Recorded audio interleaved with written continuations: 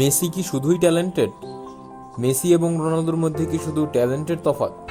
Ronaldo যা করে তা শুধু তার পরিশ্রমের জন্য, মেসির তো গড গিফটেড পাওয়ার আছে।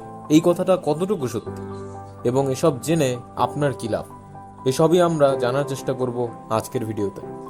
একটা স্ট্যাটিস্টিক্যাল অ্যানালাইসিস অনুযায়ী মেসি তার প্রতিটা গোলের জন্য প্রায় 10 থেকে 15 ঘন্টা প্র্যাকটিস করে। আই রিপিট, জাস্ট একটা গোলের জন্য 10 থেকে 15 ঘন্টা। এই সূত্রে আমরা জানতে পারি রোনালদো তার একটা গোলের জন্য একইভাবে 10 থেকে 15 ঘন্টার মতনই ডেডিকেট করে।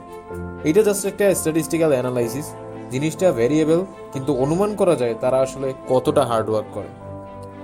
প্রিয় দর্শক, কে সেরা এই ডিসিশনটা আমরা আপনার উপরে ছেড়ে দিলাম, কিন্তু আপনি আপনার একটা গোলের জন্য কতটা সময় ডেডিকেট করেন?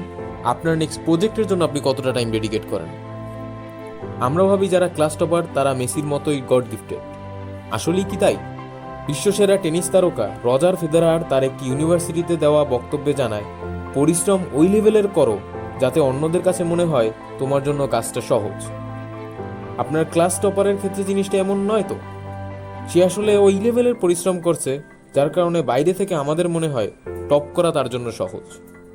এখন প্রশ্ন আসে, পরিশ্রম করতে চাই কিন্তু মোটিভেশন ধরে রাখা যায় না, একই কাজ প্রতিদিন, একই পড়াশোনা প্রতিদিন ভালো লাগে না, তাহলে কি করা উচিত?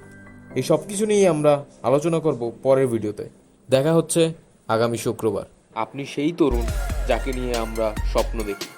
মিগ32 শুধু একটা ব্র্যান্ড না, মিগ32 এমন একটা ব্র্যান্ড যেটা স্বপ্ন দেখে।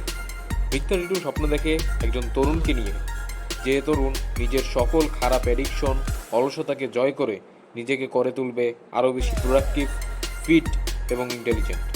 আর সেই তরুণ আর কেউ না, আপনি নিজেই।